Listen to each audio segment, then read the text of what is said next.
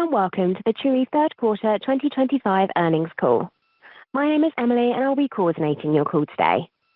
After the presentation, you will have the opportunity to ask any questions, which you can do so by pressing star followed by the number 1 on your telephone keypad. I will now hand over to our host, Natalie Nowak, to begin. Please go ahead. Thank you for joining us on the call today to discuss our third quarter results for fiscal year 2025. Joining me today are Chewy's CEO, Sumit Singh, Will Billings, our Chief Accounting Officer and Interim Principal Financial Officer, and Chris Deppe, our Head of Commercial Finance and FP&A. Our earnings release, which was filed with the SEC earlier today, has been posted to the Investor Relations section of our website. In addition to the earnings release, a presentation summarizing our results is also available on our website at investor.chewy.com. On our call today, we will be making forward-looking statements, including statements concerning Chewy's financial results and performance, industry trends, strategic initiatives, share repurchase program, and the environment in which we operate. Such statements are considered forward-looking statements under the Private Securities Litigation Reform Act of 1995. These statements involve certain risks, uncertainties, and other factors that could cause actual results to differ materially from our forward-looking statements. We encourage you to review our SEC filings, including the section titled Risk Factors in our most recent Form 10-K for a discussion of these risks. Reported results should not be considered an indication of future performance. Also, note that the forward-looking statements on this call are based on information available to us as of today's date. We assume no obligation to update any forward-looking statements except as required by law. Also, during this call, we will discuss certain non-GAAP financial measures. Reconciliations of these non-GAAP items to the most directly comparable GAAP financial measures are provided on our Investor Relations website and in our earnings release. These non-GAAP measures are not intended as a substitute for GAAP results. Additionally, unless otherwise stated, all comparisons discussed on today's call will be against the comparable period of fiscal year 2024. Finally, this call in its entirety is being webcast on our Investor Relations website. A replay of the audio webcast will also be available on our Investor Relations website shortly. And with that, I'd like to turn the call over to Sumit. Thanks, Natalie, and good morning, everyone. Chewy continues to outperform the pet category and expand market share, with profits once again growing faster than sales. We are delivering consistent year-over-year profitability gains and remain firmly on track toward our long-term objective of 10% adjusted EBITDA margin. Q3 results build on the momentum from the first half of fiscal 2025 and highlight the structural resilience of our model as well as the efforts and execution quality of every team member at Chewy. We exceeded the high end of our net sales guidance, expanded margins, and accelerated free cash flow generation. Let's get into the details. First, our financial and customer performance.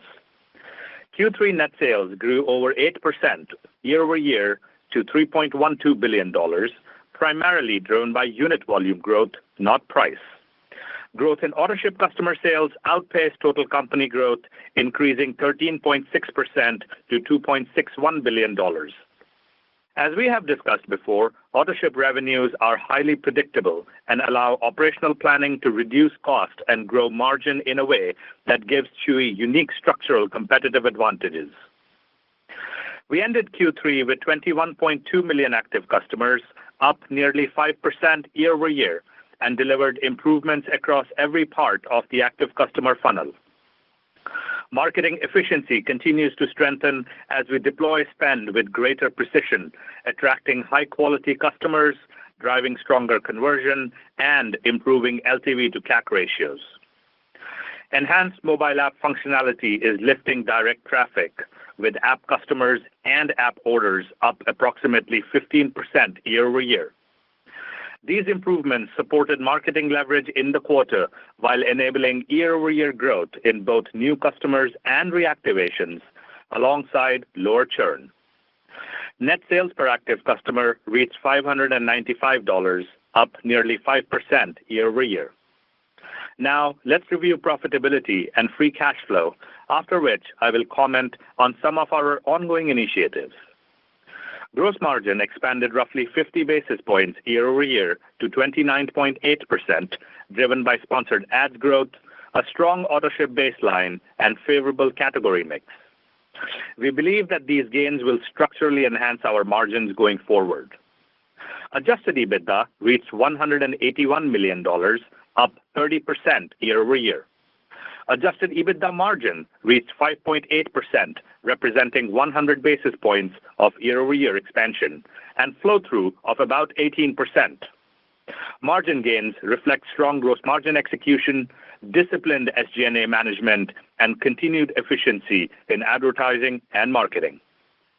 And finally, we generated approximately $176 million of free cash flow in the quarter, up nearly $70 million sequentially.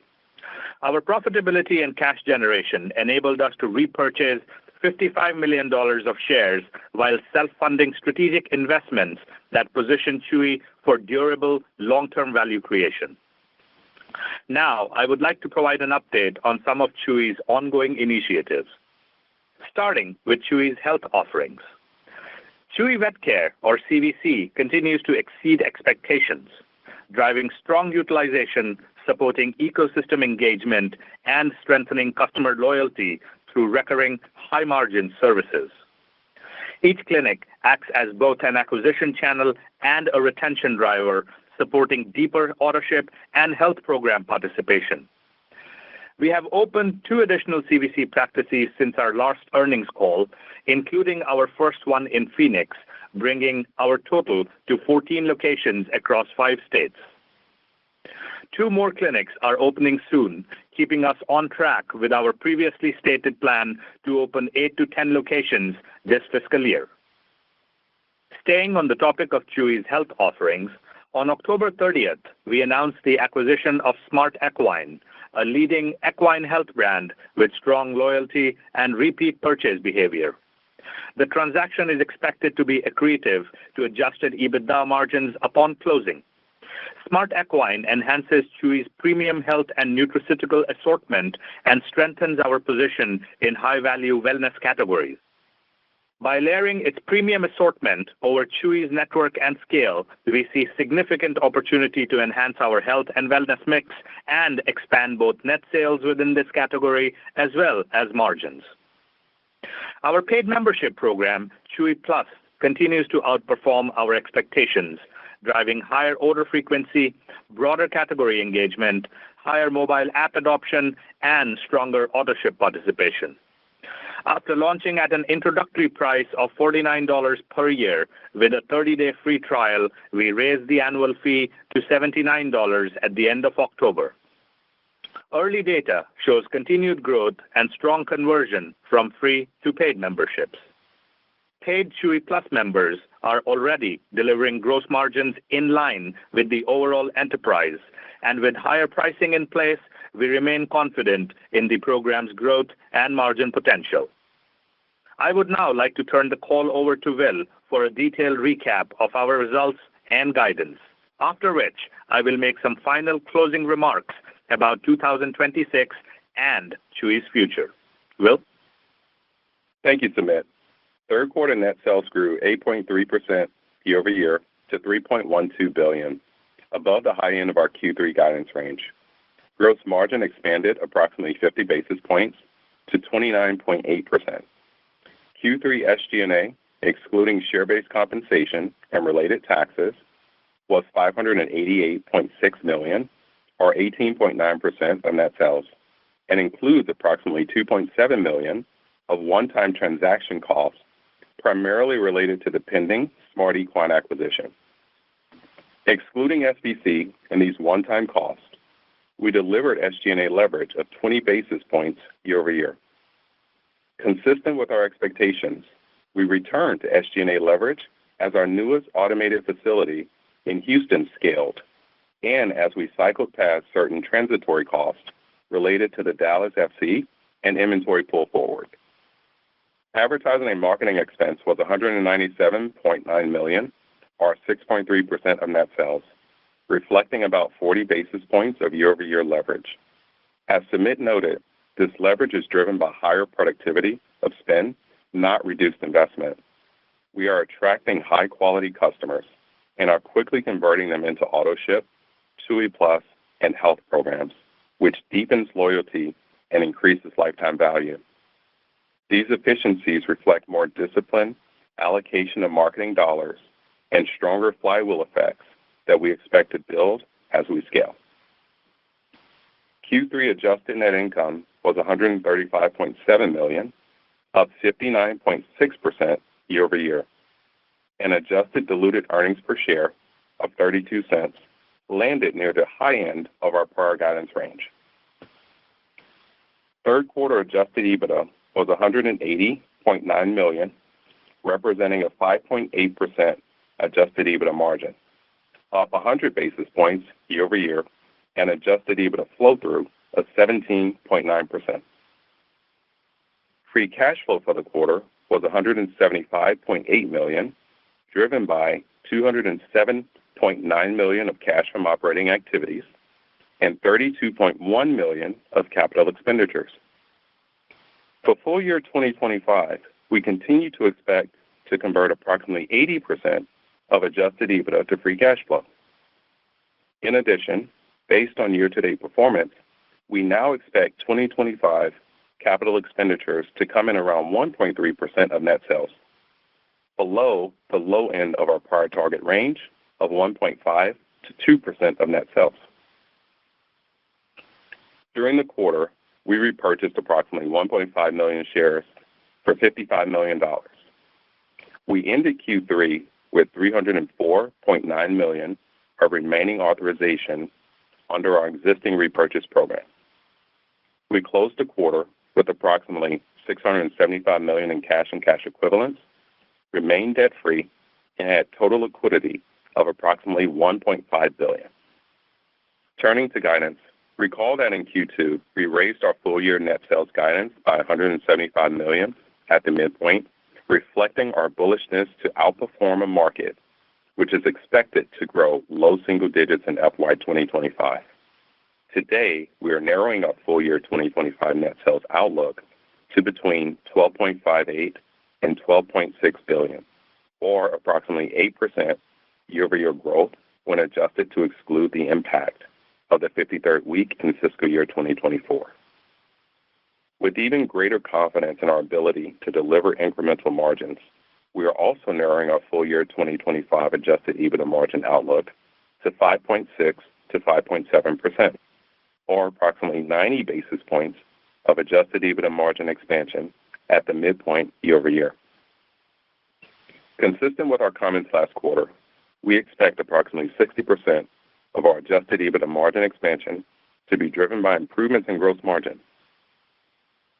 We expect fourth quarter 2025 net sales of between $3.24 and $3.26 billion, or approximately 7 to 8% year-over-year growth when adjusted to exclude the impact of the 14th week in Q4 of fiscal year 2024.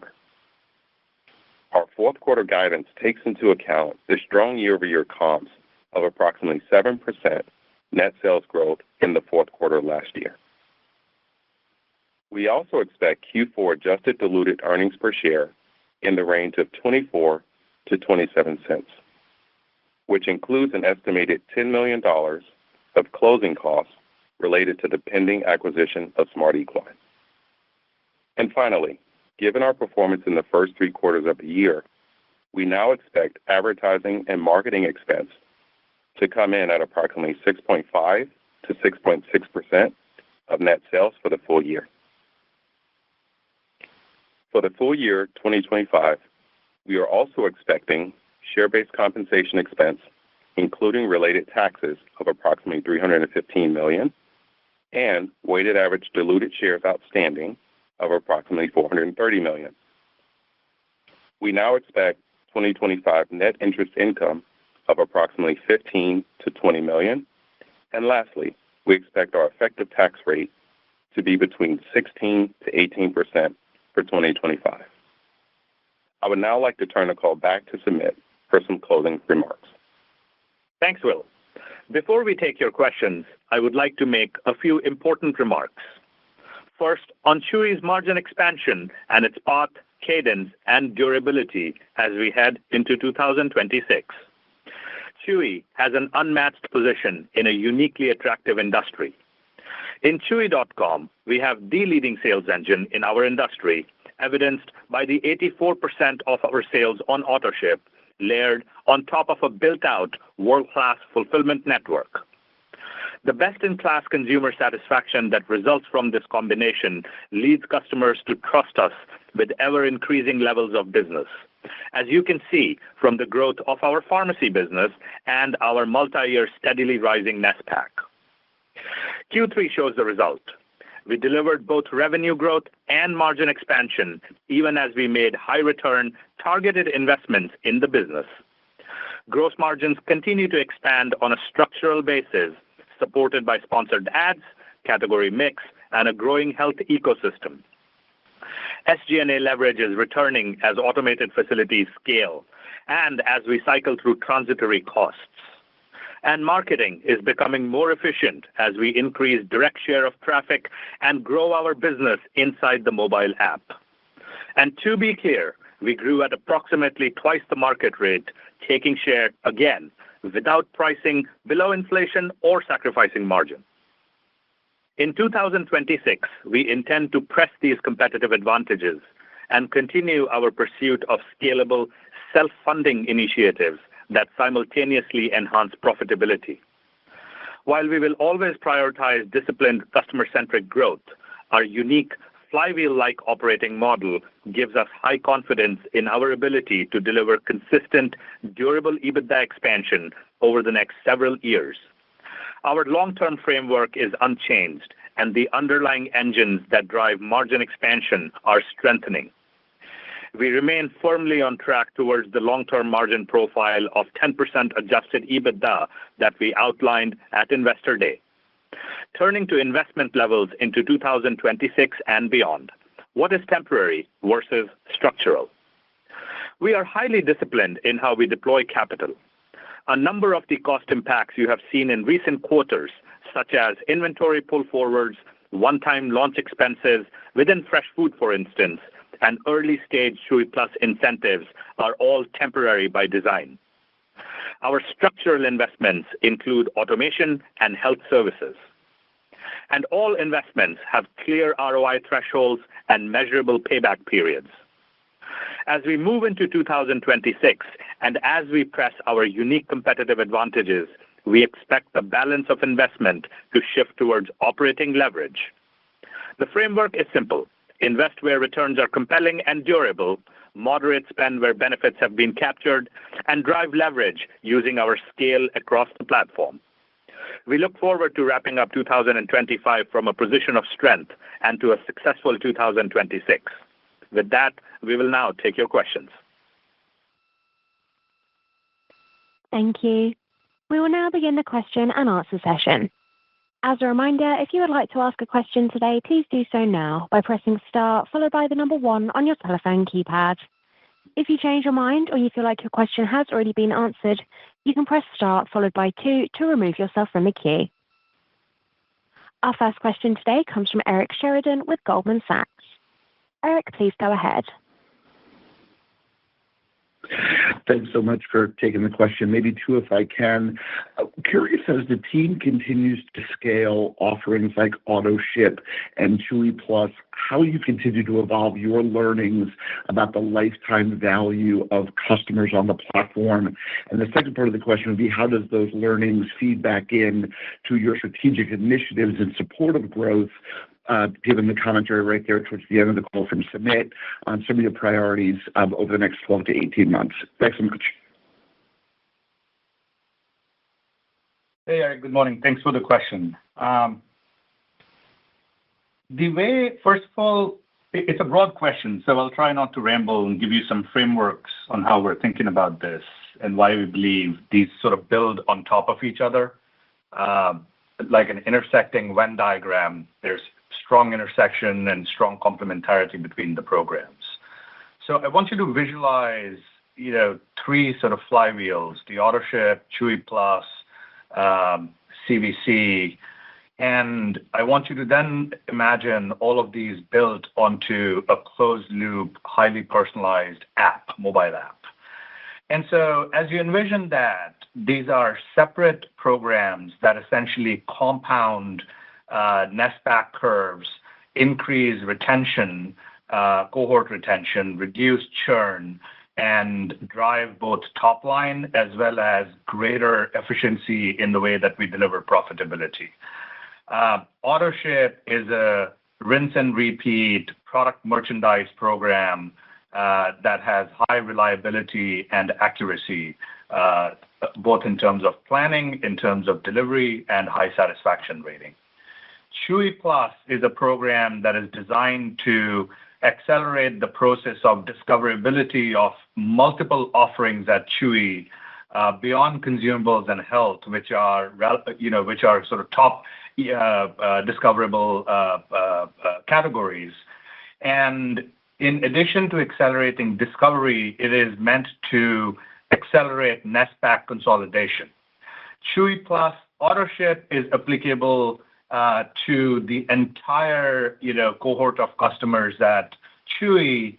Chewy Plus is more propensed in our intention to grow NSPAC for customers that spend somewhere between $300 and $700 with Chewy, so that there is tremendous incrementality that we can extract from them.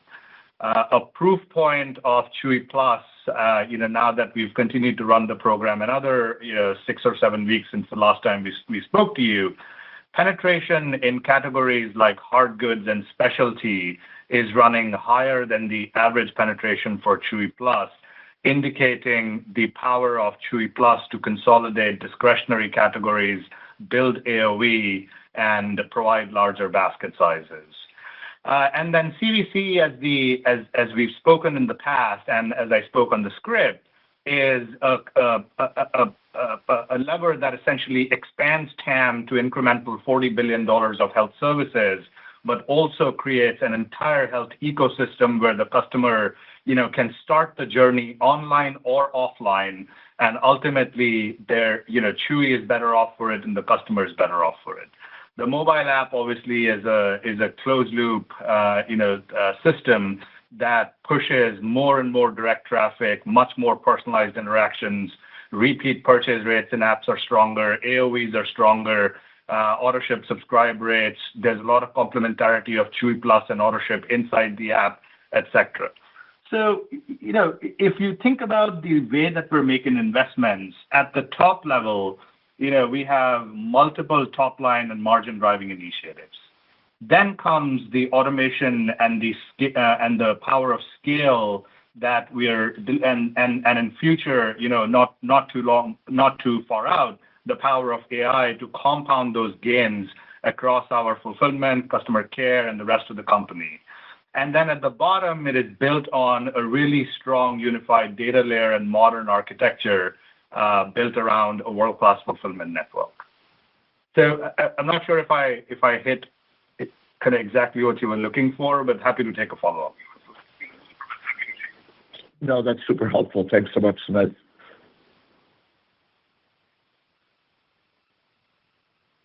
Thank you. Our next question comes from Doug Anmuth with JP Morgan. Please go ahead. Thanks so much for taking the questions. Sumit, the active customer growth was the strongest it's been in a few quarters. Can you just talk about some of the drivers there, and then just how you're thinking about that in 4Q and into 2026, along with just health of the industry? And then just to follow up on the investment levels in 2026, is there a way to frame just kind of how you're thinking about that relative to what we've seen in 2025? Thank you. Hey, Doug, thank you for the question. So let's start with the active customers. So Q3 active customer performance exceeded our expectation and was driven by improvements across the customer funnel. The strength in active customer, reflects sort of both gross adds strengthening as well as churn lowering or improvements in retention, as we would call it. On the acquisition side or gross ad side, we're benefiting from higher direct traffic, increasing engagement in the mobile app, and improved conversion across our platforms, both app and web. To give you data points, we lowered first time to app conversion, we increased daily active usages, we improved SEO performance by double-digit gains on a year-over-year basis. Our traffic was up mid-single digits on a year-over-year basis. So the combination of SEO plus app and overall increased traffic was then met with better experiences on the platforms that drove higher conversion, and as such, new customer conversion was better. So these things added up in Q3, and in our opinion, are durable moving forward. Retention at the same time continues to strengthen as customers deepen their engagement, especially across categories like premium consumables, healthcare, hard goods, once again was strong, I think 18% year-over-year growth. And as customers increasingly consolidate their spend with us, given that they're finding both value and convenience at Chewy. Now, moving to the sub-part of the same question. So you're asking about how we're thinking about Q4 and then 26. So 26, we expect durability in net adds file continuing to increase. Let me hit Q4 more directly. So the implied moderation in Q4, if you calculate the fill in the blanks kind of question, you'll end up at the high end of low single digit for Q4. And that perhaps offers some moderation of roughly 150,000 customers from Q3 on a sequential basis, right? So the implied moderation in Q4 is largely comp driven and reflects timing more than anything else. We're cycling a much stronger Q4 from last year in terms of net adds that naturally creates a tougher comparison. I should also note that when looking at Q4 quarter till date, we like the momentum that we're seeing on net adds, and we're running ahead of our forecast. There's still half the quarter left to go, so for now it's prudent to hold kind of the conservatism that we're bringing forward here. What else? Okay, now moving to the second part of your second question, which was investment levels. Wait one second, let me just read this. Frame up for... What? Doug, can you repeat the second question? Just really trying to understand your comments toward the end there, just on investment levels in 26 relative to what we've seen in 25. Yeah, okay. So first of all, I would like to perhaps just say that, we've seen 2025 being characterized as an investment year. And the reality is, we're driving both strong top-line growth and meaningful margin expansion. We're growing at more than 2 times the market. We've narrowed our margin guidance, delivering 90 basis points of expansion at midpoint. And we're doing this simultaneously, growth and margin kind of moving together. 26 is going to be better, right? So we expect to take share. And at the same time, investment levels are, more structural and durable investment levels moving forward, while we continue to self-fund a bunch of the temporary investments that you've seen us take in kind of Q1 or Q2 of this year. So overall, we're going to be thinking about investments in a much more strategic manner and fund structural investments while pulling back on temporary investments because we feel they can self-fund them. The business is continuing to perform better and better each quarter as we move from 25 into 26, especially as our fulfillment centers scale, our customer service scales, and our marketing drives greater efficiency into 26. Great. Thank you, Sumit. Thank you. Our next question comes from Steven Zaccone with Citigroup. Please go ahead, Steven. Great. Good morning. Thanks very much for taking my question. I want to follow up on Doug's question there. When you think about 26, can you share a little bit more on your preliminary outlook for demand? And you talked about net adds, but how do you think about the overall backdrop of the industry? And obviously 25 has been an improvement versus 24. So how do you think about 26? And then in that context, pricing. We haven't really seen it in the industry. Do you see that being more of a tailwind as we get into next year? Thanks very much. Yeah, sure. So as of this point, we're looking at 26 more or less like 2025. When we'd entered 25, we were expecting stronger industry normalization by the time we exited 2025, as defined in terms of net household formation, in terms of pricing returning back into the industry, and strong demographic growth across the category. As we exit 2025, our current read is to view 26 more or less like 25. So, industry growing at low single digit, perhaps the low end of mid-single digit. Net household formation kind of remaining flattish. We are, if you look at the shelter and adoption numbers, we're running at about 100,000, 150,000 surplus between adoption and returns. We would like to see this number, probably 5-6 times higher to be able to call it a normalized industry. Pricing, if you look at pricing growth in the industry, typically you'd see 1.5-2% pricing improvements on an year-over-year basis. And, we'll wait for 2026 to kind of, the signals to become a little more clear. I'll address your pricing question here in 1 second.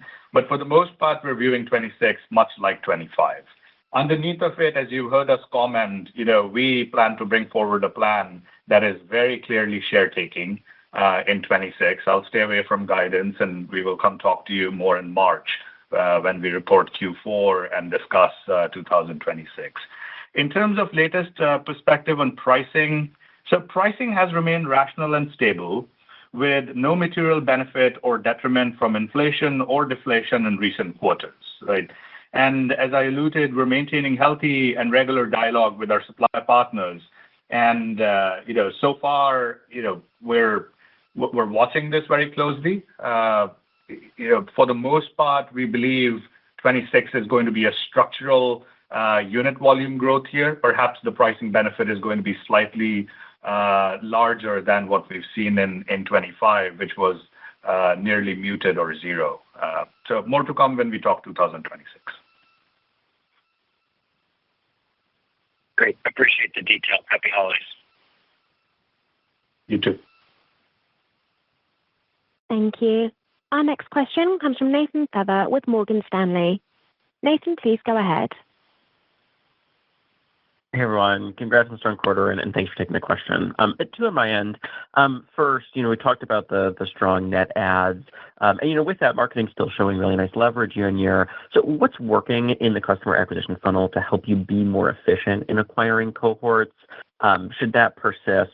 And then on the margin side, the full year 25 margin guidance does imply 4Q EBITDA margins take a step down on a sequential basis. Can you just help us think through the margin puts and takes as we head into 4Q? Thank you. Sure. Hi, Nathan.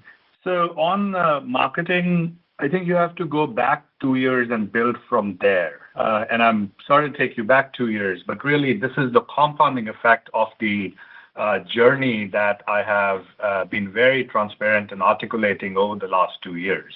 If you recall, we started with, connecting the funnel all the way from lower, middle, and upper funnel. And that takes time to sort of build and mature because you have to essentially rev up your creative engine, you have to rev up your concepting and go to market. And so that takes a little bit of time. Underneath of that, we were pushing for, I came to this call 2 years ago and I said, we're going to be mobile first and mobile is going to be a priority.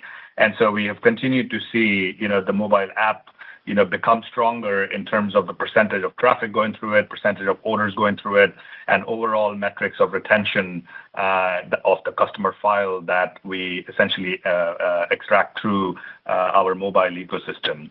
Number 3, last year you heard me come to the call and talk about rebuilding our CRM engines, rebuilding bidding protocols, improving models, and connecting these together. And so essentially, if you step back from the details, 2 things have happened, right? The output of these efforts have been, there's increased traffic that we are pulling, which is a result of, net new assortment programs like Autoship strengthening, much more offerings, CHWY Plus program. So we've continued to innovate and bring new offerings to customer. We've continued to improve the way that we go to market. These 2 results, we've continued to improve. These 2 result in higher traffic. Then, we've underneath of it, there's the power of SEO, the power of app that actually converts a bunch of the, third party into 1P traffic. Then when traffic hits the website, you're working on improvement in experiences, and our app fundamentally looks different from how it looked 18 months ago. Next year, it is going to look even better than what it looks right now. So we expect, continued improved conversion. And so it's basically a calls and clicks and conversion, driven sort of phenomena. Underneath of it is a lot of activity, and built around a lot of innovation that we are bringing to the market in leading as a single category captain. So as we do this, marketing is getting more efficient. We've talked about it now for a couple of quarters. This quarter was more definitive than the previous ones. Signals are more clear to us. We expect to take these signals into 2026 and come talk to you more in greater detail in March. Was there a follow-up? Margin? Yeah, and then that's very helpful. Yes. Yeah. So on margin, it's not atypical for us to view Q4 as an investment quarter, right? Multiple things are going on. Promo levels are higher. Pricing is generally not your friend in Q4. On top of that, structurally, you're essentially pushing a lot more units through your fulfillment center. So leverage that you expect in other quarters, you don't get the same type of leverage in Q4. And then marketing intensity and media rates are elevated in Q4. So it's kind of hard to evaluate Q4 on a sequential basis. We feel very good about the momentum that we have right now and the quality of execution that the team's delivering through. On a year-over-year basis, we're delivering at midpoint 90 basis points. And that equates to roughly 25% profit increase year-over-year on growth that is roughly at 8% levels. So 3 times incremental profit than growth on a rate basis. We're quite pleased with that. Very helpful. Thank you. Sure. Thank you. Our next question comes from Shweta Gujura with Wolfe Research. Please go ahead. Thank you for taking my questions. Can I please try two? First, Sumit, on gross margins, can you please talk about the trends in gross margins and how we should be thinking about it going forward, especially as we think of 2026 and just the puts and takes, how much of 2025 will actually apply to 2026 when we think about gross margin trends? And second is when you think about the customer adds for 26 and the durability of customer adds, how should we be thinking about how much of retention is a driver versus gross adds? Where do you feel more confident, and which of the two factors do you think will be a bigger contributor? Thank you. Hi, Shweta. So on the first one, gross margin. So again, I'll stay away from specifics on 26, but let's look at the view of the forest rather than the trees on this particular call, and we'll come talk to you on the trees in 2026. So the view of the forest is the following, right? So at exit of this year, we have less than 450 basis points to go to hit the 10% long-term EBITDA margin. We expect, roughly half of that will come from gross margin. The other half will come from OpEx. And so what that tells you is, first of all, there are expansion opportunities, growth opportunities in gross margin that we will continue to bank upon. Now, what are they? Now, there are several gross margin, expanding levers, and these expand gross margin on a structural basis. There is ads, that is continuing to grow steadily. There are, premium category mixes that we are very well known for and continue to capitalize and consolidate share in. Private label is strengthening with the launch of Fresh. We will have more exciting news on private label to share with you on our March, April call. The health ecosystem is continuing to strengthen. Chewy Plus, there were concerns coming into last quarter about margin headwinds. We've kind of clearly articulated our position on it. So there's not a drag from that point of view moving forward. We expect incrementality, perhaps. Yeah. And so when we look at, our scale continued growth of Autoship, there are so many different vectors that are on different arcs. Now, there will be few years, where these vectors will compound and you will see, amplified gross margins for that particular year. On other years, we might essentially choose to, on other years, you'll see more singularly focused, returns coming from a handful of these vectors versus the cumulative effect.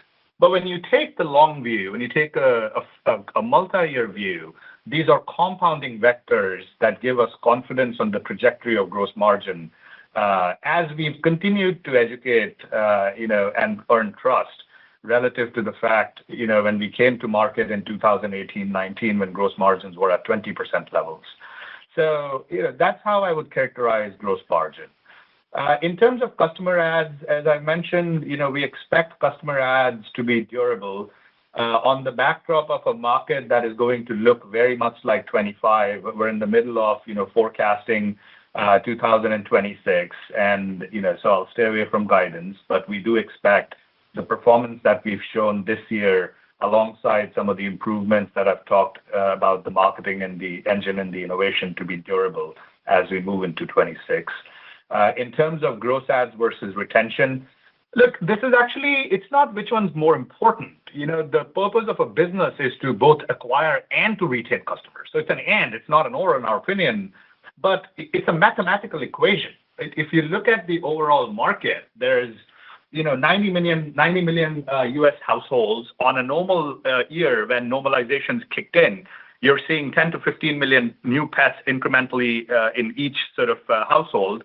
On top of that, we believe we have roughly 50 more million people that we should be touching out there, of which 15 million of these are highly propense to online, and the last 5, 7, 10 million are perhaps not the right type of Chewy customer. So the point is that we have a very large set of households that we can still touch. The refresh rate is not a static refresh rate. So when normalization kicks in, you should only expect tailwind on top of the results that we're delivering. And then our internal engines like Chewy Plus, like Autoship, like App, CVC, the health ecosystem, etc., this helps us continue to improve retention. So, it's an and equation to us, and we are squarely focused on both, not just one. Okay, that's very helpful. Thanks, Sumit. Sure. Thank you. Our next question comes from Anna Andreeva with Piper Sandler. Please go ahead. Great. Thanks so much. And let me add my congrats. Nice quarter. Curious on Chewy Plus, can you talk about if you've seen any changes in retention when you raised the fee to $79 from $49 previously? And great to hear about expectations that the program is no longer dilutive. How should we think about that penetration into next year? And then we had a follow-up. Okay. So Anna, in terms of the elasticity, the conversion that we saw once we raised price, conversion has remained quite strong and has exceeded our internal expectation from an elasticity point of view. So the percentage of price increase and the loss of demand conversion is essentially the ratio that I'm talking about. That is better than what we forecasted. So we like that. Number two, on the margins, look, I mentioned that our paid Chewy Plus members are already delivering gross margins that are in line with the enterprise, and the higher pricing only strengthens the profile. So from an economic standpoint, we feel good about where the program is today and how it scales. It is early. Another data point that I'll give you is, at this point, 80% of our member mix is now paid. Right. So you can kind of see that as the program scales, right, it'll continue to become more efficient. Right. So the initial investments get recouped very quickly, even quicker with the increased pricing, and then the conversion is holding better than expected. Obviously, it's a slightly lower than what it was at 49, but nothing that we're too concerned about at this point. Let me see. How should we think about penetration next year? So I'll stay away from comments on next year. In terms of, what we've said about last quarter, our expectations for the program haven't changed since we've spoken last quarter. Another data point that I shared on this call today was we're seeing strong member penetration in categories like hard goods and specialty that aid basket building and drive NSPAC consolidation. So, we kind of like all the signals that we're getting. It's acting as a complementary program driving discovery across platform, especially across some of the discretionary categories. That's really great. Thank you so much for that. And just as a follow-up, on the 4Q guide, you mentioned net adds are running ahead of plan. Just anything else you can share? What are you seeing in the business quarter to date? Just any learnings from the Black Friday and Cyber Week? I think you had mentioned previously that Chewy might lean into promotions in the fourth quarter. So far, I don't think we've seen that. So any update on that thinking?